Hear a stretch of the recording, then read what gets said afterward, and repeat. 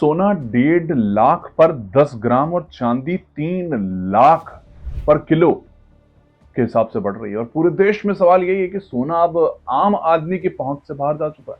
आखिर कौन इसको खरीद रहा है? आम आदमी, इन्वेस्टर्स, दुनिया में कहां? ज्वेलर की दुकान पे जाने का सोच रहे हो पर समझ नहीं आ रहा है।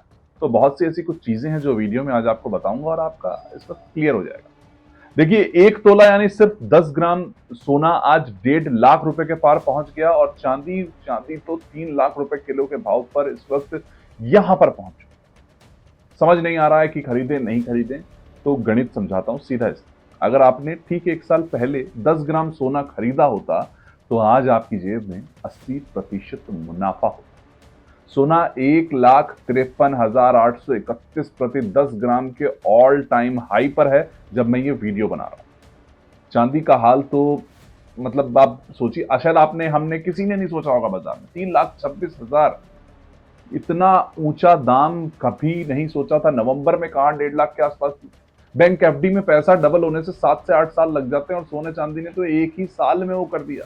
जो 7-8 साल एफडी में पैसा रख के बड़े बड़े शेयर नहीं कर पा रहे थे एफडी वाले, बहुत कुछ बदल रहा है। सवाल यही है, मार्केट में ये आग लगी क्यों? इसके पीछे बहुत से कुछ जो कारण है, इंपॉर्टेंट कारण है, वो बताता हूं। सारे इंटरनेशनल कारण है जो अब तक सबसे ज्यादा इफेक्ट कर रहे हैं, क्योंकि यही जो 4-5 कारण आपको बता रहा हूं वही तय करेंगे। पहला कारण ग्रीनलैंड का संकट। ग्रीनलैंड, ट्रंप आते हैं, मांग लेते हैं। सबसे बड़ा कारण ग्रीनलैंड संकट इसलिए है क्योंकि वो तनाव वहां बढ़ रहा था। दुनिया को ऐसा लग रहा था कि यार क्या वापस से कोई युद्ध सा हो जाएगा, अगर ट्रंप वहां लड़ेंगे तो ग्लोबल डिप्लोमेसी के कारण क्या देश इफेक्ट होएगा। तो शेयर बाजार से सब पैसा निकाल कर कहां लाने लगे? सोना चांदी। इसे अक्सर कहा जाता है सेफ हेवन डिमांड कहा जाता है कि शेयर या कहीं भी ऊपर नीचे हो, पैसा निकालो सोने में डालो। दूसरा कारण, अमेरिकी डॉलर कमजोर पड़ रहा है। और एक नई खबर यह है कि जापानी सरकारी बॉन्ड्स में मंदी भी आई है। और जब बॉन्ड और करेंसी कमजोर होने लगती है ना देशों की, तो निवेशक भागते हैं।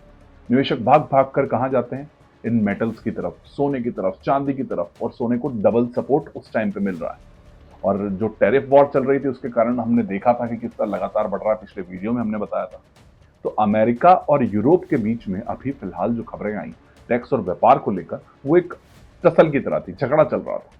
और बड़े निवेशक इसको देखा और वापस से आपको जो पिछले कुछ दिनों में जो ऊंचाई मिली है वो गोल्ड रश का हिस्सा बन गई। अब बात करते हैं चांदी की, जो इस वक्त सोने से भी ज्यादा तेजी से दौड़ रही है। अब जो चांदी को हम समझते थे कि यार गरीबों का सोना है, अब वो भी नहीं कह पाएंगे। ये अब इंडस्ट्रियल पावर हाउस की तरफ बढ़ चुकी है।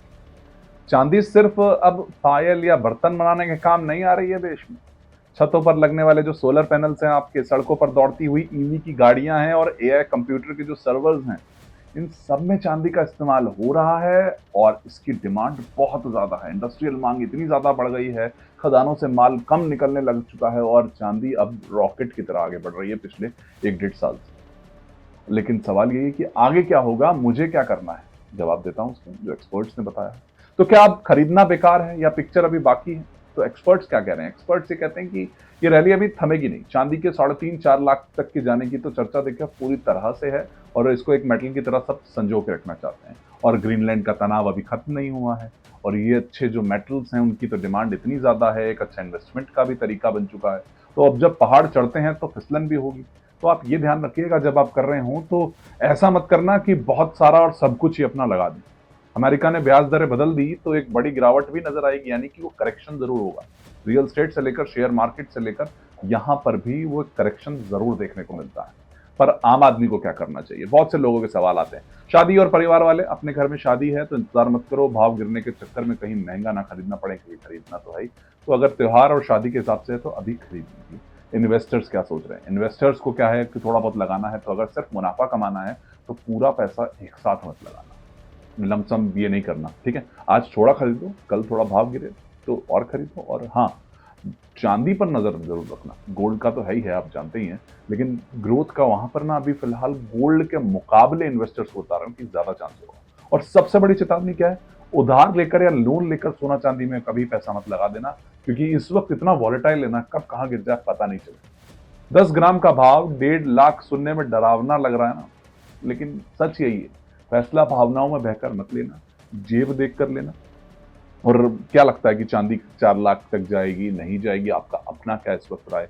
वो ज़रूर जब मेरे को कमेंट बॉक्स में बताना, जिससे कि अगला वीडियो मैं और ज़्यादा अच्छे से आपके लिए बना कर लाऊँ।